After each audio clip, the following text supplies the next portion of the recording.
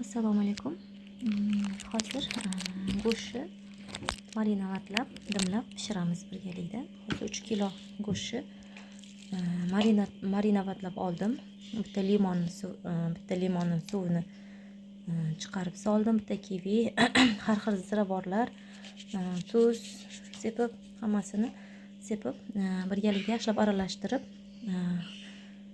1 soatga marinatlab dam oldirib qo'yaman. Keyin dimlab pishiramiz. Pishirish jarayonini ham birgalikda ko'rsataman.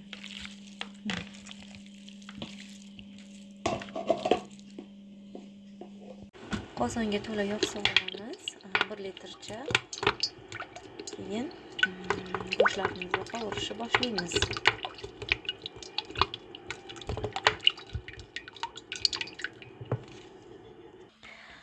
Mana rona 1 soatdan ziyod turdi, marinatlanib. Endi qovurishni boshlasak bo'ladi. Qozonga go'shtlarimizni solishni boshlaymiz.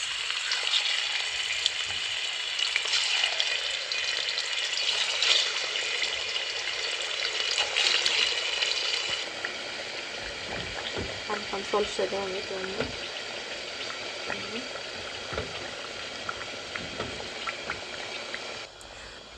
2 soat davomida xil qilib qovurib olamiz.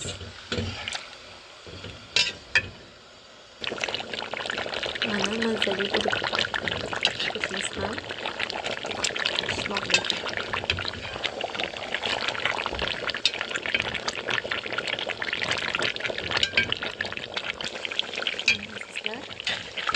Hazır bo'lib, xil bo'lib pishmoqda.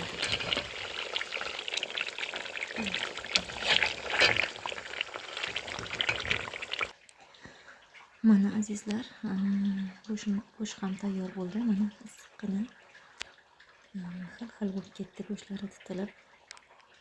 3 soat davomida, 3 soatdan ham ziyodroq dimlab qo'yib pishirib oldim. Juda ham mazali.